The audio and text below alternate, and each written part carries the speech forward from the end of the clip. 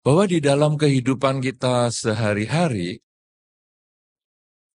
kita sering sibuk mencari harta. Kemana-mana yang kita pikirkan, uang sebetulnya. Loh, apakah agama Buddha tidak boleh berpikir uang? Boleh. Tanpa orang berpikir uang di dalam kalangan umat Buddha, para biku, para biksuni tidak bisa hidup. Karena kita tidak jualan. Anda kan belum pernah tahu kan ada biku jualan jam tangan, jualan cincin, batu akik. Kita enggak jualan. Bahkan jualan makanan aja tidak. Loh itu Bante di wihara, kalau ada makanan suruh bayar. Itu bukan kita yang nyuruh. Itu umat yang cari. Kadang-kadang kita memang, ya sudahlah umat yang punya bisnis makanan, ayo kerja di wihara. Kalau hari kebaktian, buka konter makanan. Ya jual di sana. Itu untuk umat. Nah, jadi kalau tidak ada umat atau tidak ada perumah tangga, anggota masyarakat yang bekerja mencari uang, saya kira para anggota sangga ini sudah lama punah. Karena kita kemudian memanjangkan rambut, lalu kita nyetir angkot. Tapi karena ada umat yang bekerja, nah akhirnya umat datang ke wihara, umat membantu wihara, ya rambut kita tetap pendek lah. Dan tidak nyetir angkot juga. Jadi Anda boleh sukses, Anda boleh kaya, tidak ada problem. Wajar sekali, bekerja mencari kekayaan adalah wajar.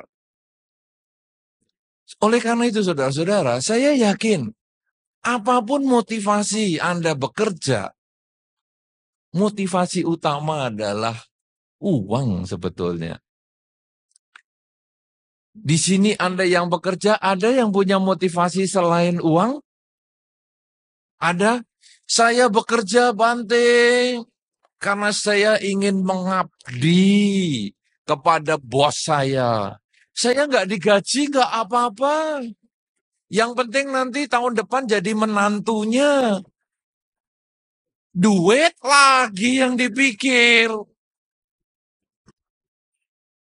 Jadi ini sebetulnya kan tetap kondisinya ke sana. Nah, saudara-saudara, memang tidak disangkal, memang tidak ditolak. Kekayaan materi adalah salah satu yang dicari manusia di dunia ini. Namun, saudara-saudara, di dalam Dharma, manusia ini terdiri dari badan dan batin. Kekayaan materi, apalagi yang dimiliki itu gambarnya para pahlawan maupun presiden Amerika, itu kekayaan badan. Anda punya gambarnya Soekarno, masih ada ya, yang gambar Soekarno itu masih ada toh. Yang gambar Soeharto yang nggak ada ya. Oh belum lahir Anda bingung ini. Bagaimana? Beberapa tahun yang lalu ada. Zaman ketika saya masih umat. Ya, Anda belum lahir, kasihan ini, aduh. Itu sudah tidak ada tuh rasanya. Jadi sebentar lagi, kalau gambarnya George Washington ada. Ya, masih ada ya? Masih ada enggak? Bingung lagi. Aduh, kasihan dah. Abraham Lincoln ada. Kemudian, ya ini dia pasti hafal. Gambarnya Giam Lu Ong. Ya kan? Tahu nggak sekarang? Nggak tahu juga. Aduh, nampaknya ini calon biku ini. Dia nggak tahu mata uang mana saja ini. Padahal dia gambar Giamluong itu tertulis Hell Banknote. Oh. Duit neraka. Nggak tahu juga. Ya memang belum saatnya dikirimi juga sih. Tapi kan boleh ngirim waktu cengbeng begini. Wah, ini juga nggak cengbengan nih. Mata uang yang terbesar di seluruh dunia ya yang gambar Giamluong itu. Presiden neraka itu. Hell Banknote. Nah, saudara-saudara, itu semua adalah kekayaan fisik, materi. Anda dengan berbagai macam gambar presiden di atas selembar kertas itu, Anda bisa membeli banyak hal. Anda mau beli makanan enak, bisa. Di luar Hell Banknote ya maksud saya. Anda sudah tidak usah pikirkan itu. Hell Banknote bisanya dipakai di tempat lain. Ya. Anda punya gambar misalnya Soekarno atau Muhammad Hatta. Itu Anda bisa beli nasi, Anda bisa beli macam-macam. Tetapi nasi yang Anda makan atau nasi yang Anda beli dengan lauk pauk yang demikian hebat, itu tidak menjamin kenikmatan makanan. Kadang-kadang makan di pinggir jalan, sambil nangkring kakinya, lezat loh, enak. Dalam bahasa Jawa Timuran tempat saya tinggal, enak tenang. Katanya tadi Suhu mengatakan, waduh saya kalau dengar bahasa Jawanya Bante harus diulang-ulang. Enak tenan itu ya enak sungguhan begitu Suhu. Itu bahasa Jawa Timuran. Itu kadang-kadang di pinggir jalan santai, kaki nangkring satu, aduh sedap sungguhan. Tapi ketika kita makan di restoran dengan piring emas, jas-jasan, wah kadang rasanya juga nggak nyaman. Aduh, kok nanti habis makan ini bayarnya berapa ya?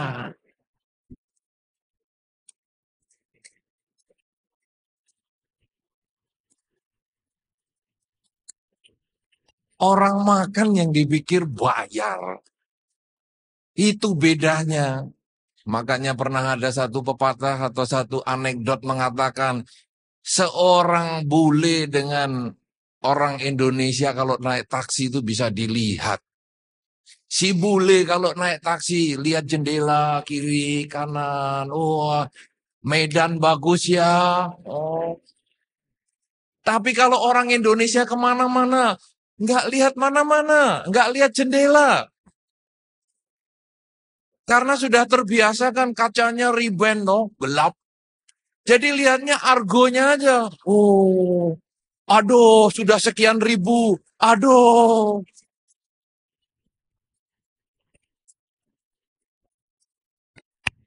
Jadi saudara-saudara yang pacaran, kalau diajak ke restoran, kadang-kadang tidak nikmat.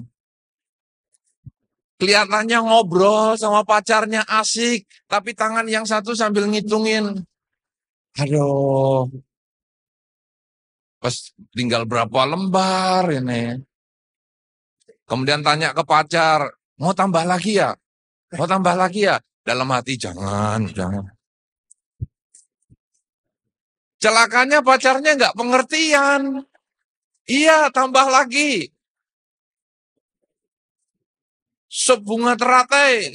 Apa? Perut ikan. Wah, yang mahal-mahal. Aduh, ini bisa celana jadi jadi roti ini nanti besok pagi.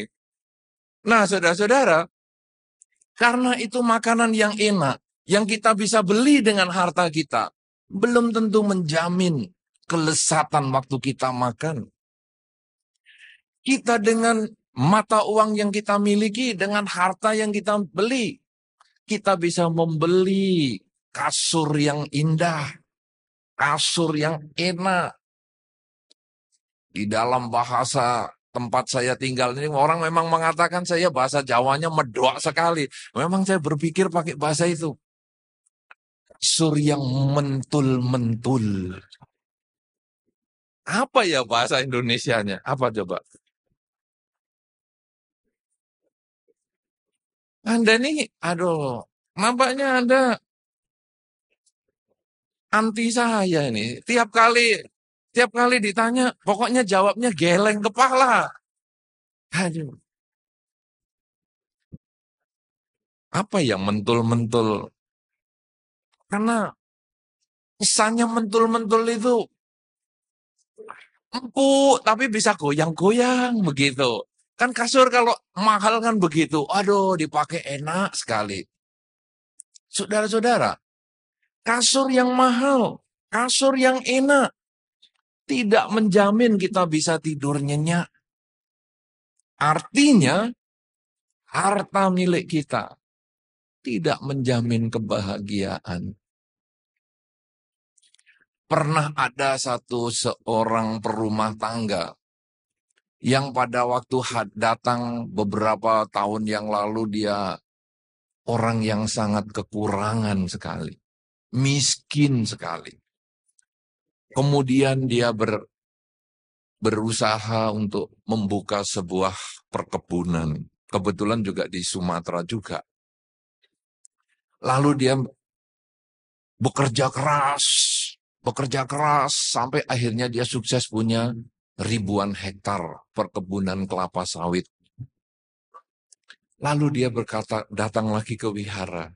Dia mengatakan, Bante, saya dulu miskin. Saya kepingin kaya.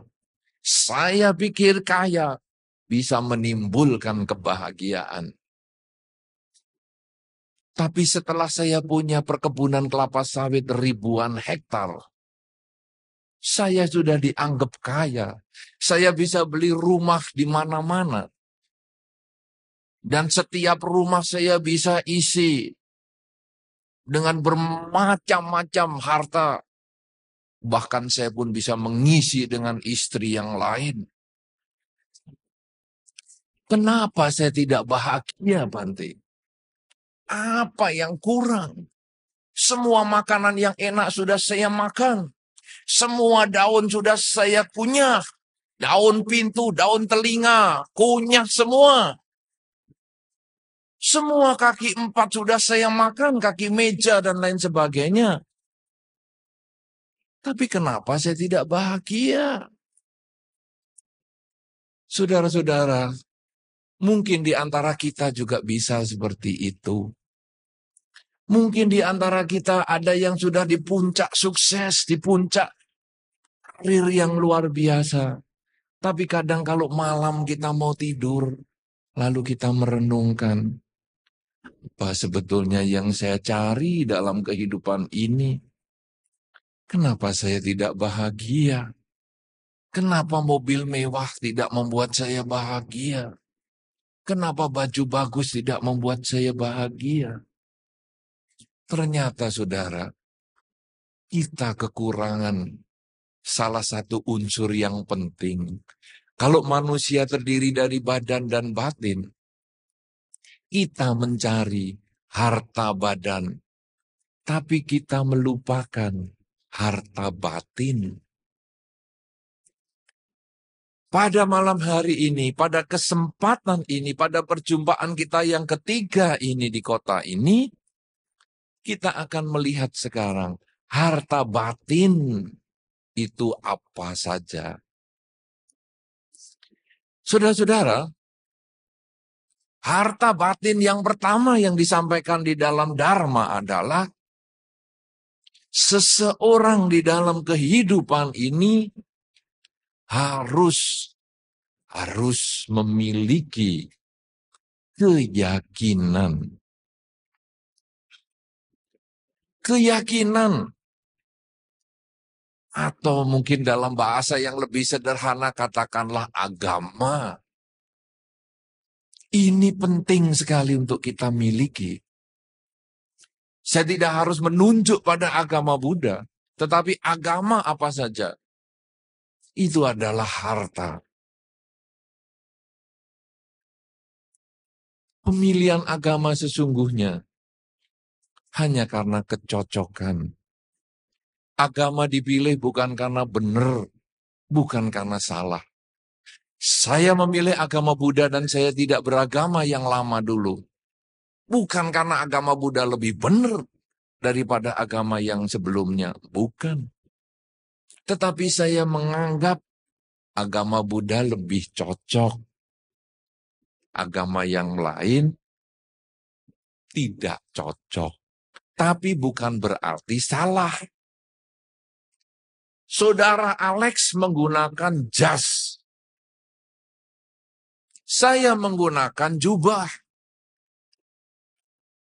Kenapa saya tidak menggunakan jas? Karena nanti Anda kaget.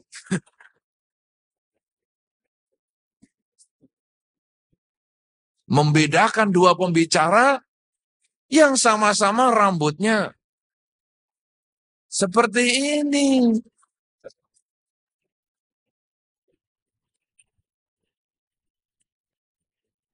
Jadi untuk menghindari kekagetan, saya tetap pakai jubah ini.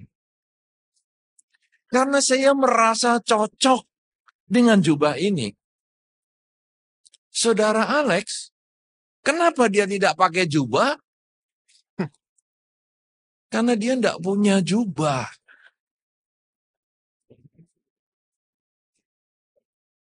Tapi mungkin dia merasa cocok menggunakan jas. Karena ternyata di atas panggung ini jauh lebih dingin daripada duduk di situ. Untung dia pakai jas.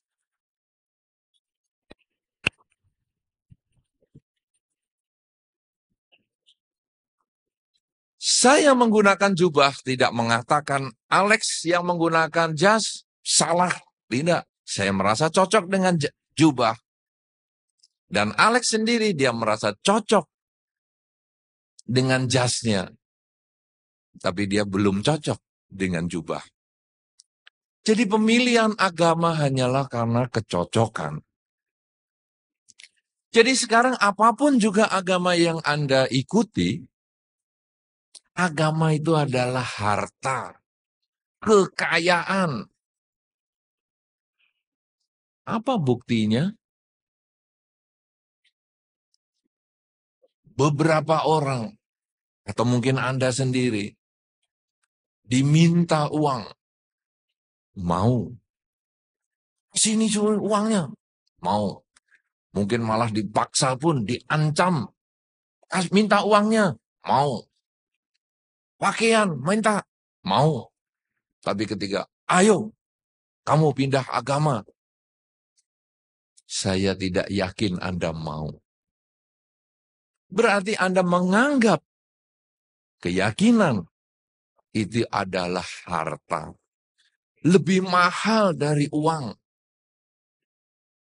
Beberapa orang demi harta rela menikah.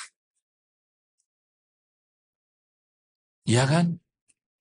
Tadi saya sudah sampaikan dalam contoh awal, pegawai ya sudah. Kalau di daerah sana ada itu. Oi. Di sini ada nggak? Nggak ada lagi ya? Ada. Oi. Siapa itu ya? Nggak ada ya di sini ya? Misalnya dikasih tahu, ayo kamu pergi ke sana. Oi cek.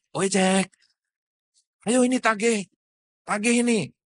Nah ke toko itu. Oi. Ada nggak di sini? Kayaknya ada, Bante. Nggak ada. Ada lah. Ada atau nggak ada? Ada. Oh, Anda ini jawabnya ragu-ragu.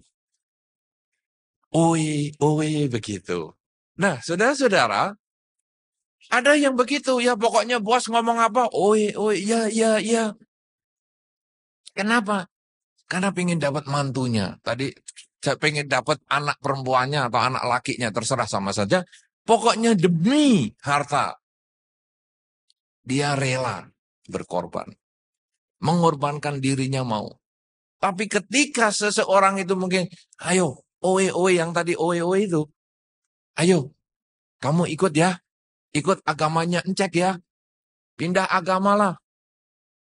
Belum tentu oe. Belum tentu. Kenapa? Karena ternyata agama ini nilainya mahal. Banyak orang rela mati demi agama. Beberapa perkawinan bisa batal gara-gara perbedaan agama. Ini menunjukkan agama adalah harta yang luar biasa nilainya. Saudara-saudara, harta ini bukan hanya sembahyang. Umat Buddha menganggap bahwa agama Buddha adalah hartanya. Ayo nih pindah patung. Tidak mau. Pecah patung. Jangan. Bisa dibelain sambil wah keras-kerasan. Tapi agama Buddha bukan hanya sembahyang.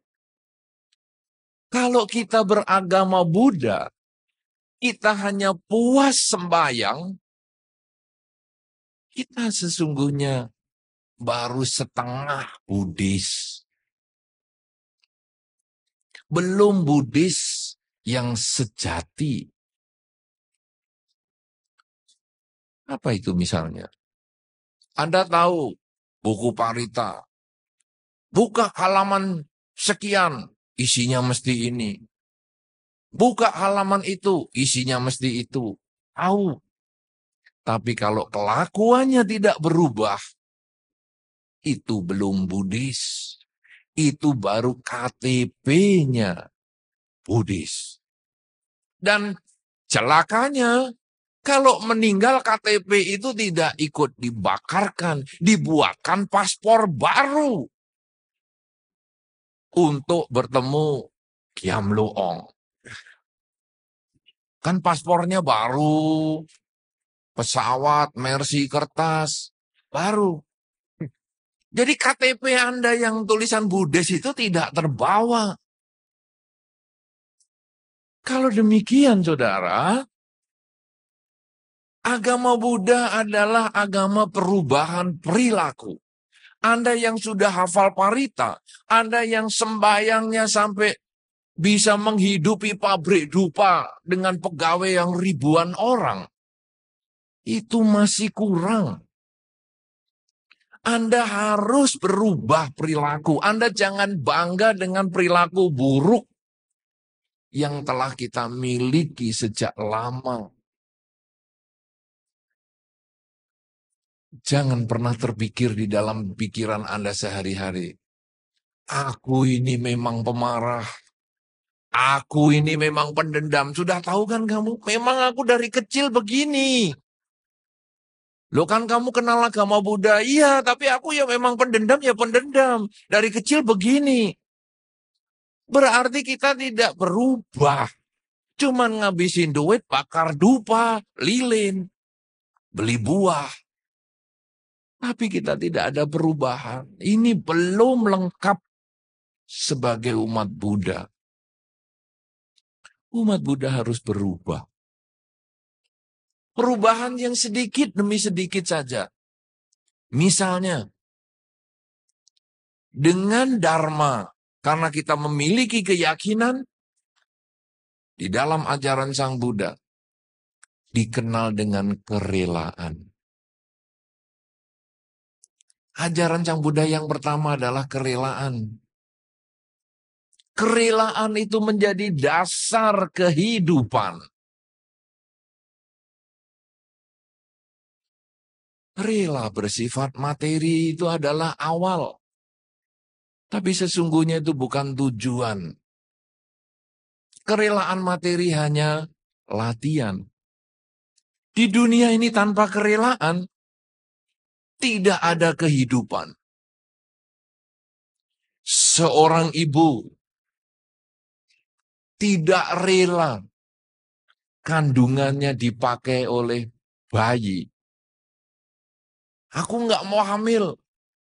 Nanti perutku kan jadi isinya ada bayinya. Nggak rela aku. Nggak rela sakit. Nggak rela menderita. Tidak ada kelahiran di dunia ini. Ketika seorang ibu merelakan, ya sudahlah, aku boleh mengandung. Tapi aku nggak rela loh merawat anak. Juga tidak ada kehidupan. Tapi ketika seorang ibu rela kandungannya, badannya dipakai untuk berproses bayi, sehingga siap dilahirkan. Ketika seorang ibu kemudian rela merawat, ketika seorang ayah juga rela membantu keluarga, maka kehidupan ini bertahan. Kerelaan adalah dasar kehidupan. Dan kerelaan menjadi dasar di dalam keyakinan ajaran Sang Buddha. Kalau kita mau praktekkan, dipraktekkan tidak mulai dengan merelakan kandungan duluan. Karena tadi saya waktu ke sini datang, banyak anak-anak sekolah. Masih SMP ya, ada yang satu base tadi, satu SMP. Kalau nanti saya hanya cerita kerelaan hanya karena kandungan saja, wah nanti anak SMP merelakan semua berbahaya. Bukan itu tujuan saya. Nanti beberapa bulan kemudian saya hadir, loh kok banyak anak kecil di sini? Ini kan kerelaan Bante, kerelaan. Rusak.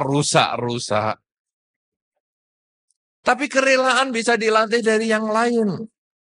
Misalnya kita function, melepas makhluk.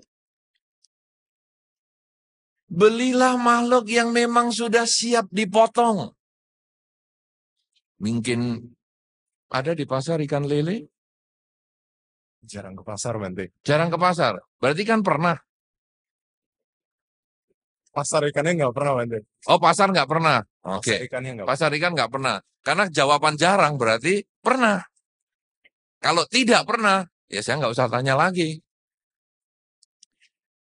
Misalnya ikan lele, itu kan dibeli untuk dipotong. Atau ikan apa di sini ya? Arwana apa dipotong nggak ya? Motong juga arwana ya di sini. Cinlungi Kakap. itu loh. Hah? Oh, kakap. Tapi masa kakap dijualnya masih hidup? Nggak tahu juga sih, Bante. Nggak tahu. Ya kan Anda bukan penjual. Pantas kalau nggak tahu karena Anda kan moderator, bukan penjual ikan. Nah, saudara, ada beberapa ikan yang kalau dibeli untuk dibunuh. Cobalah sekarang, Anda mengurangi fungsi jari Anda yang giamloong itu. Beli yang ini. Ya, set potong. Ini kan giamloong jarinya. Gara-gara Anda tunjuk, ikan berangkat ke alam lain. Loh Bante, sebelum saya tunjuk itu saya doain dulu Bante. Ini kan karma baik Bante. Bener, kalau ikan ini dipotong, langsung lahir di surga, wah karma baik. Celakanya, ikannya dipotong karena lihat muka Anda stres, lahir di alam menderita. Mana karma baiknya? Loh, kan sudah saya doain. Nah, doain urusan lain. Tapi kan dia lahirnya di alam menderita. Enak-enak jadi ikan, dipotong lagi.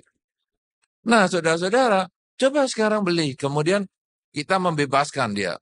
Jadi, mengalih fungsikan jari dari giamloong menjadi juru selamat. Ikan yang mestinya dibeli orang lain untuk dipotong. Ya, yang ini. kemudian diambil. Terus kita pergi ke tempat yang memungkinkan, lalu kita lepaskan. Mulai dari situ. Nah, setelah kita lepaskan, ikannya kan happy. Senang dia. Nah, kita mengalih fungsikan giam loong di jari kita menjadi juru selamat. Ini adalah praktek dharma. Tetapi Anda yang sudah sering function, jangan hanya berhenti sampai function saja. Itu hanya awal. Kalau Anda bisa function ikan yang Anda tidak kenal, kenapa kadang Anda tidak bisa function pasangan hidup yang Anda kenal?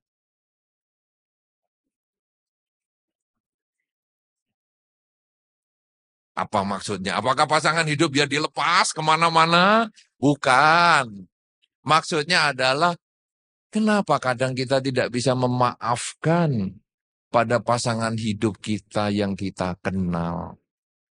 Function di sini kalau di dalam bahasa yang agak sedikit teknis karena ini sulit diterjemahkan, abhaya dana. Berdana yang membebaskan makhluk dari bahaya. Kadang-kadang kita cekcok dengan pasangan hidup, kita tidak mau untuk ngomong duluan. Berhari-hari diem-dieman. Sehingga kadang kita lalu pengen ngomong, tapi aduh, nanti kalau saya ngomong dia besar kepala. Kan dia yang salah, bukan saya yang salah. Ngapain saya yang ngomong? Kenapa harus gengsi-gengsian? Kalau kita sudah biasa function, binatang yang mestinya dipotong kemudian kita bisa bebaskan, lalu kita memfunction ego kita, function keakuan kita, gengsi kita itu difunction. Sehingga walaupun pasangan hidup kita yang salah, toh itu pasangan hidup kita. Itu kan kita yang milih sendiri, bukan dipaksa oleh hansip. Kalau demikian apa salahnya kita tersenyum duluan? Apa salahnya kita ngomong duluan? Kenapa kita harus gengsi? Pada saat kita bisa seperti itu, kita sudah jalani kerelaan. Kemudian ketika kita di jalan, ada mobil nyebrang, ada orang nyebrang, coba dikasih jalan, direm sedikit, orang yang nyebrang ini difunction. Silahkan. Jangan didoain terus ditabrak. Kasihan, sudah tua, jalannya saja susah. Sabe sata bawantu sukitata, sabe sata tabrak. Begitu nanti dipanggil polisi untuk pengadilan, kenapa kamu nabrak? Loh Pak polisi, saya itu kan menolong dia. Daripada dia badannya sudah renta model sakit-sakitan gini. Kalau saya tabrak kan dia lahir lagi jadi bayi sehat. Ini kan karma baik toh Pak polisi. Langsung Pak polisi saya kira juga ambil pukulan, dipukul kepalanya. Loh kenapa mukul? Ini juga karma baik menyadarkan kamu dari pikiran salah.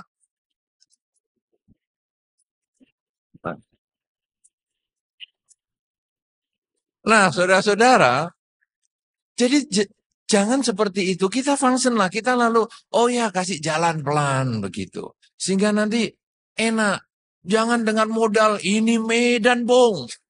Tabrak sana, ini Medan Bong. Jalannya orang diambil. Jangan dong. Kasih kesempatan biar semua orang bahagia. Kalau Anda bisa jalankan itu yang sederhana saja. Harta kita, keyakinan itu benar-benar menjadi milik kita. Dan itu akan kita bawa sampai kelahiran yang akan datang sekaligus. Kalau Anda punya keyakinan pada Dharma, ketika meninggal pun dengan keyakinan yang kuat, kita bisa lahir di alam bahagia. Banyak contoh. tentang hal ini. Tetapi paling tidak, dengan Anda mempunyai keyakinan, kemudian Anda menjalankan salah satunya kerelaan, Anda bisa menjalani hidup ini dengan bahagia. Punya harta yang banyak, kemudian kita kadang bagikan kepada mereka yang menderita, mereka yang kena bencana alam, mereka yang pernah kena tsunami ini, yang mungkin sampai sekarang masih belum beres. Kemudian mereka yang kebanjiran, mereka yang kena tanah longsor, mereka yang sakit. Marilah kita mulai berbagi, melihat mereka yang menderita, untuk kita bantu. Semangat function itu kita bisa kembangkan menjadi menolong kepada mereka yang menderita, lingkungan kita yang menderita. Ini adalah harta yang pertama, yaitu keyakinan. Harta kita yang kedua adalah kemoralan. Kemoralan ini perilaku kita. Banyak orang punya keyakinan agama yang kuat, tetapi perilakunya buruk. Tentu Anda sudah sering ketemu di wihara. Orang yang lama kenal agama Buddha adalah sumber problem di wihara. Orang yang baru kenal kadang malah lebih baik. Ini adalah hal yang kadang memprihatinkan, karena dia hanya punya harta yang pertama, tapi tidak memiliki harta yang kedua, kemoralan.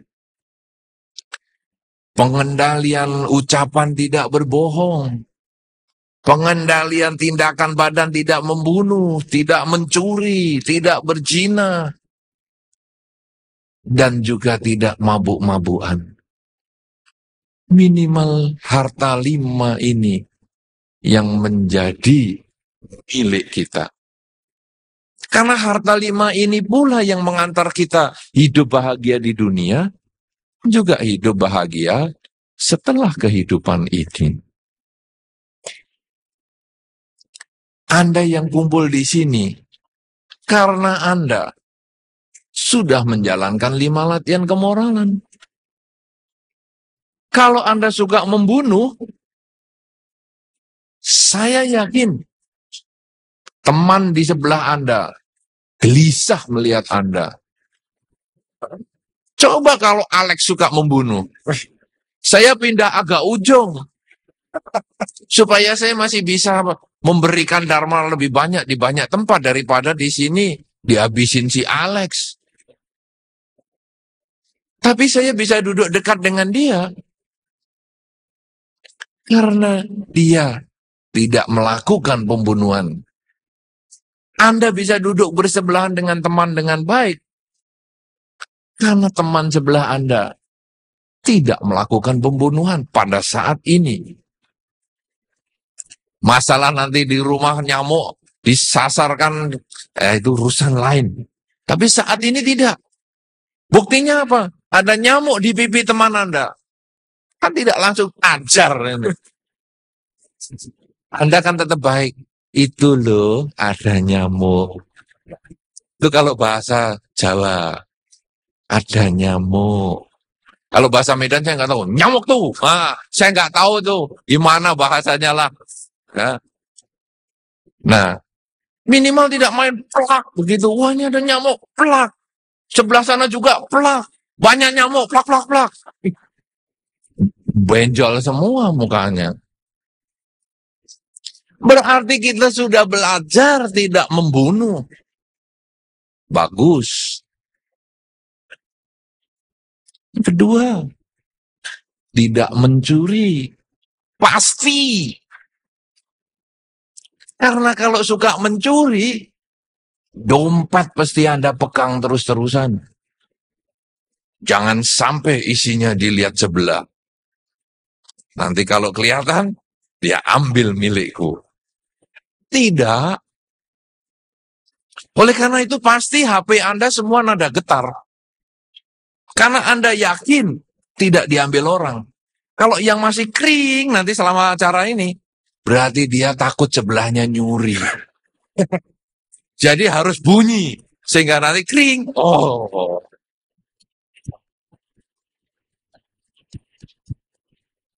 nanti kita lihat. Kalau bunyi, sebelahnya pasti, dikiranya aku mau ngambil HP-mu ya? Dibunyiin begini. Pasti nada getar semua.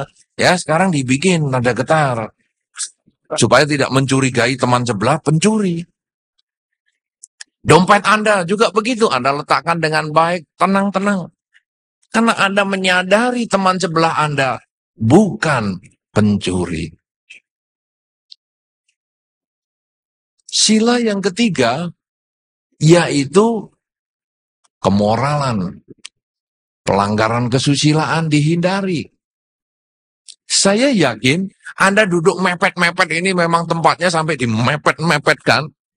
Karena Anda yakin teman sebelah Anda tidak mau macem-macem. Saya lihat ini kan pria wanita juga bersebelahan, pria dengan pria bersebelahan, wanita dengan wanita bersebelahan. Tapi saya yakin semua tidak ada yang macem-macem. Karena macem-macem sekarang bukan hanya antar jenis kelamin saja. Sesama jenis bisa macem-macem.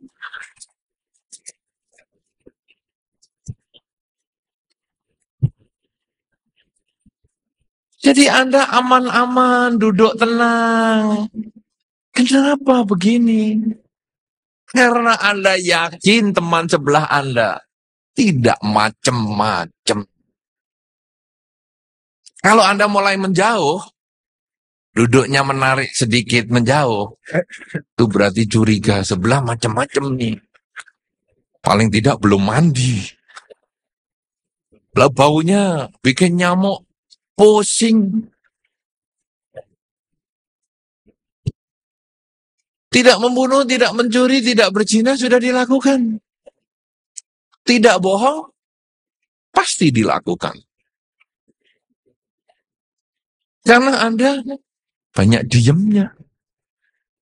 Diem, dengerin. Nah, pada saat ini saya ngomong ya, pada saat ini Anda tidak bohong. Nanti di luar, terserah. Ini Medan, Bung. Tidak mabuk, pasti. Kalau mabuk, wah kacau di sini nanti. Saya ngomong, dia juga ngomong sendiri. Sehari-hari Anda juga menjalankan kemoralan seperti ini. Di rumah juga seperti ini. Di kantor juga seperti ini. Di masyarakat juga seperti ini. Alangkah bahagianya. Ketika semua orang tidak membunuh, tidak mencuri, tidak berzina, tidak bohong, tidak mabuk-mabukan. Alangkah bahagianya penjara juga sepi. Polisi bisa santai-santai. Tapi karena banyak orang punya agama sebagai harta yang pertama, tetapi tidak menjalankan kemoralan, akhirnya polisi sibuk. Nembak sana, nembak sini. Tiap hari berita penembakan penjahat banyak. Tapi penjahatnya tidak habis-habis. Pelurunya mungkin yang lama-lama habis. Kenapa demikian? Karena kemoralan. Yang menjadi langkah selanjutnya setelah orang memiliki kerelaan atau memiliki agama. Ini harus dikerjakan.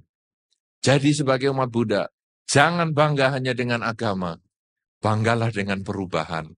Anda menjadi orang yang bermoral sebagai harta kedua. Harta yang ketiga, selain keyakinan, selain kemoralan, harta yang ketiga tadi sudah saya singgung, yaitu kedermawanan atau kerelaan. Karena ini menjadi paket keseluruhan dari agama itu sendiri. Tanpa adanya kerelaan, hanya ada kemoralan saja, menjadi orang yang kaku. Misalnya, beberapa orang suka menjalankan Atasila. Tahu Atasila? Oh tahu, kebetulan hari ini mengangguk. Biasanya geleng lagi. Duit gambar Giam Loong, tahu? Dia tahu. Oh, sudah tahu sekarang. Oh, ada perubahan dia, sudah ada. Cepat sekali dia belajar. Bagus. Tepuk tangan nih untuk Pak Alex. Wah, hebat. Ada atas sila. Misalnya atas sila, itu sebetulnya Pancasila biasa, tidak membunuh, mencuri, berzina, bohong, mabuk-mabukan ini dikembangkan menjadi tidak makan setelah jam 12 siang. Ada loh. Dia jalankan, saya tidak makan setelah jam 12 siang. Tapi orang lain juga suruh begitu. Kamu kan sama-sama saya. Jangan makan. Awas kamu kalau makan. Saya cekik nanti. Loh kan kita yang jalankan kemoralan. Kenapa kita tidak barengi dengan kerelaan? Ya kita relainlah dia mau makan. Malah ketika kita sedang tidak makan setelah jam 12 siang, dia makan yang enak, yang kita sukai. Untuk ngetes. Netes nggak liur saya? Wah, liur saya masih banyak sekali. Berarti kita lemah. Tapi kita ngomong terima kasih saudara Alex, kamu menjadi guru bagi saya. Saya jadi tahu saya masih lemah, saya harus belajar lagi menggembleng diri. Tapi suatu ketika ketemu lagi, kita sudah tidak makan setelah jam 12 lagi, dia makan yang enak. Kemudian kita hanya ngeliatin aja, belum sadar juga kamu ya, masih makan terus ya. Tapi kita sudah senyum, bukan sinis. Oh, kita lihat. Dan kita nggak netes setetes pun tidak. Wah, kita ngomong terima kasih saudara Alex. Kamu guru yang baik. Aku sekarang sudah tahu kemajuannya. Bahwa aku bisa. Aku bisa bertahan dan bisa mengendalikan keinginanku. Kemudian setelah jam 12 siang tidak makan. Itu aturan yang pertama, tambahannya. Kemudian tidak menggunakan wangian, tidak nonton musik, tidak nonton hiburan-hiburan. Itu bagi yang melaksanakan sila. Tetapi jangan paksa orang melakukan yang sama. Jadi di dalam mobil, yang punya mobil mau nyetel musik, buka musik dia. Jangan setel. Awas kamu. Matikan atau saya pecah kacanya. Lah yang latih kan kita, ngapain kita pusing dengan orang lain nyetel? Sudah cuek. Kalau kita masih, wah enak ya, ajib.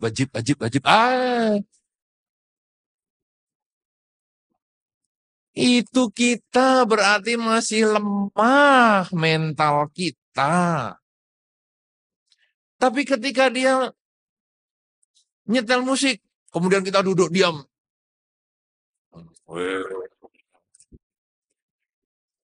Itu juga lemah mental kita.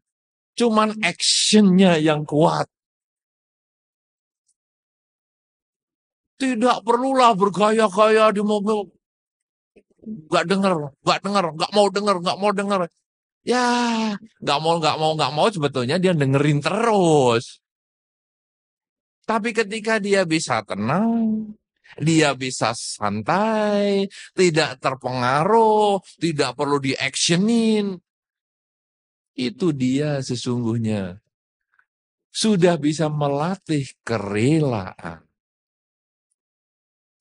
Kemudian 8 sila tadi, sila yang terakhir tidak duduk dan berbaring di tempat yang dianggap mewah.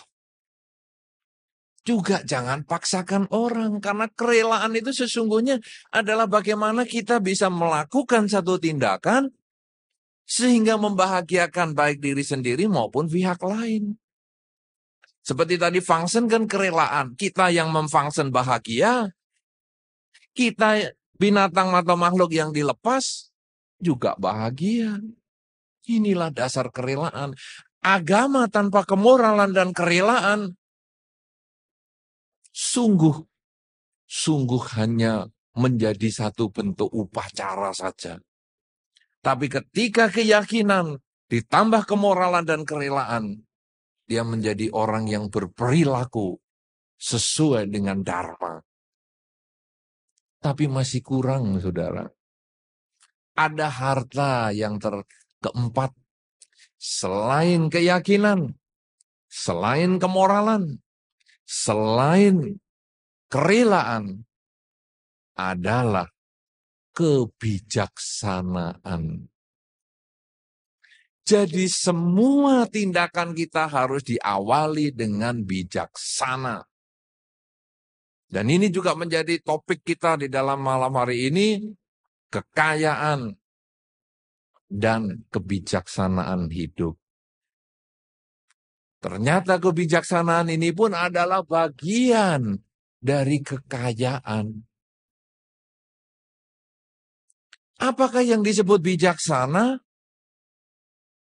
Bijaksana ketika seseorang bisa membedakan mana yang penting dengan mana yang tidak penting. Sehingga dia bisa melakukan yang penting dan meninggalkan yang tidak penting. Ketika pada kesempatan ini Anda datang ke tempat ini dari berbagai tempat yang cukup jauh. Sampai kadang saya tanya, berapa jauh sih? Ya, setengah jam Bante dari sini.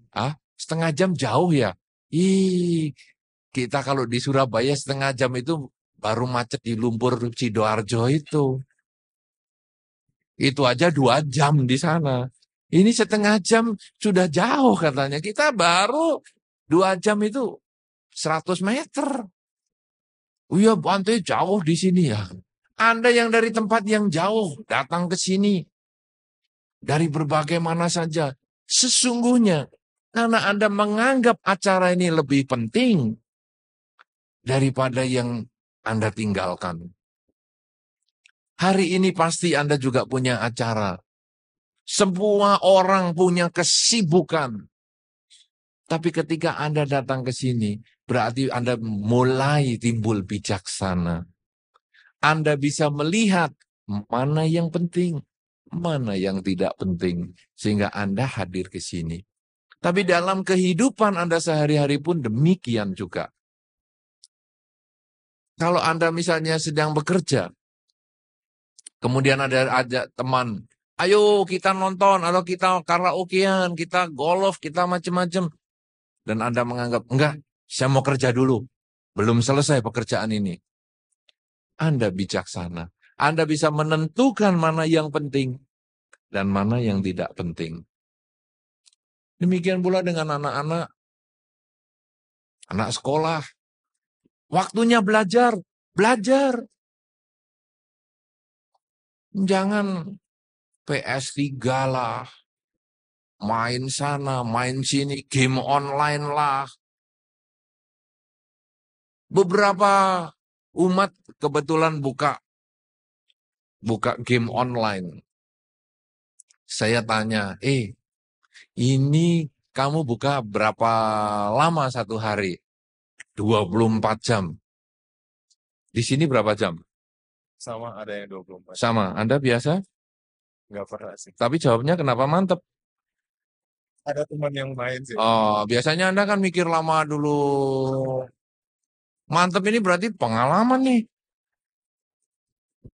Game online 24 jam juga. Nah, kemudian saya tanya, apa ada 24 jam itu orangnya terus? Ada, Bante. Mereka bahkan kalau mau masuk sekolah, jam 7 masuk, jam 5 dia datang. Main dulu. Apa? Ya Ragnarok lah, apalah. Wah, hebat banget. Dia kalau suruh bangun untuk tidak game online, jam 7 sekolah. Jam 6 kalau nggak disiram air, nggak bangun. Nah, coba Anda nih, pelajar-pelajar nih, renungkan. Bener nggak? Ya, toh? Tapi kalau game online, jam 4 pagi, nggak pakai air, bangun, main. Nanti jam setengah 7 atau jam 7 kurang 5, langsung bayar. Sudah 3 jam main, berapa ribu sudah? Langsung jalan ke sekolah. Saudara-saudara, Berarti orang ini sesungguhnya sulit membedakan antara mana yang penting, mana yang tidak penting. Nanti kalau sudah di sekolah masuk, bukan sudah penting Bante, itu saya sudah masuk ke sekolah. Bener, badanmu masuk di sekolah. Pikirannya ikut nggak? Aduh, tadi masih belum beres ini. Aduh, wah kapan ini? Kapan pulangnya? Kapan pulang? Teng, teng, teng. Gurunya hari ini kena flu burung semua aja lah. Biar nggak masuk semua. Karma buruk ya. Doain orang yang jelek-jelek lagi. Jadi pikirannya sudah game online, begitu teng selesai jam 12 seperempat, wih langsung lari lagi, warnet lagi, main lagi. Saudara-saudara, orang yang seperti ini adalah orang yang tidak bisa membedakan mana yang penting, mana yang tidak penting. Ada satu berita tentang warnet itu, game online di Taiwan beberapa waktu yang lalu, ada orang mati itu, main game itu. 2 hari 2 malam, tidak berhenti. Main terus. Mau makannya gimana ya? Beli fast food itu, makan, main lagi, main kakinya nangkring lah apa. 2 hari 2 malam jantungnya nggak kuat. Tegang terus. Lahir ke alam lain. Sayang game online tidak ada doanya. Sabi sata bawantu suki tata. Sayang.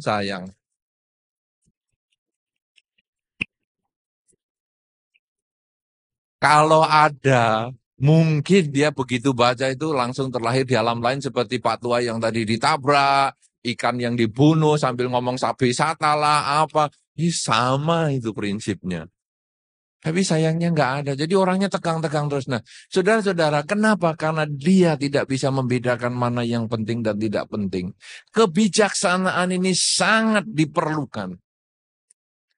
Pada saat Anda tadi misalnya menjalankan atasila, kemudian orang lain dipaksa ngikuti Anda, itu Anda tidak punya kebijaksanaan.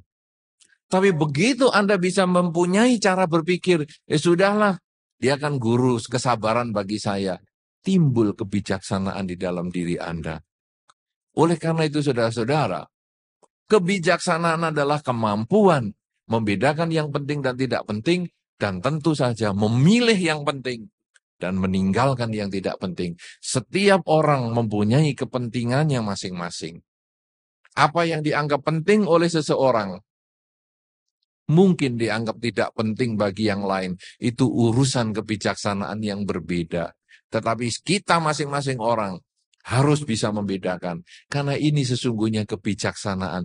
Yang juga menjadi bagian dari kepemilikan harta yang pertama, yaitu keyakinan. Oleh karena itu saudara-saudara, marilah kita sekarang mengingat di dalam diri kita. Bahwa kita terdiri dari badan dan batin. Kita mencari harta badan, kita mencari pakaian badan, kita mencari makanan enak untuk badan. Jangan lupakan harta batin, pakaian yang bagus, makanan enak untuk batin. Apakah harta untuk batin? Keyakinan, kemoralan, kedermawanan, dan juga kebijaksanaan. Kalau Anda mempunyai 4 harta ini, dan Anda mau bagikan kepada mereka, siapa saja harta ini. Karena harta ini seperti sumur. Makin Anda bagikan, makin Anda berikan, kepada siapapun juga dia akan bisa memuaskan rasa dahaga semua orang. Tanpa milik Anda berkurang. Tapi kalau sumur itu Anda biarkan saja, tidak pernah Anda tiba airnya, maka air sumur itu akan tetap sama. Dan banyak orang yang kehausan. Tapi ketika kita mau bagi-bagi, airnya tetap sama. Tapi orang yang kehausan menjadi terbebas dari rasa haus. Demikian pula dengan harta, keyakinan, kemoralan, kemudian kedermawanan dan kebijaksanaan ini. Jangan hanya menjadi sumber air dalam diri Anda. Bagi-bagikan kepada teman Anda, bagikan kepada lingkungan Anda, bagikan kepada keluarga Anda. Sehingga akhirnya Anda menjadi sumur dharma, sumur kebajikan yang tidak pernah habis untuk ditimba dan tidak pernah habis untuk melepaskan haus dahaga dari teman Anda, kerabat Anda, saudara Anda. Dan sungguh-sungguh Anda menjadi orang yang kaya, Anda menjadi konglomerat di dalam dharma. Semoga Anda berbahagia. Terima kasih.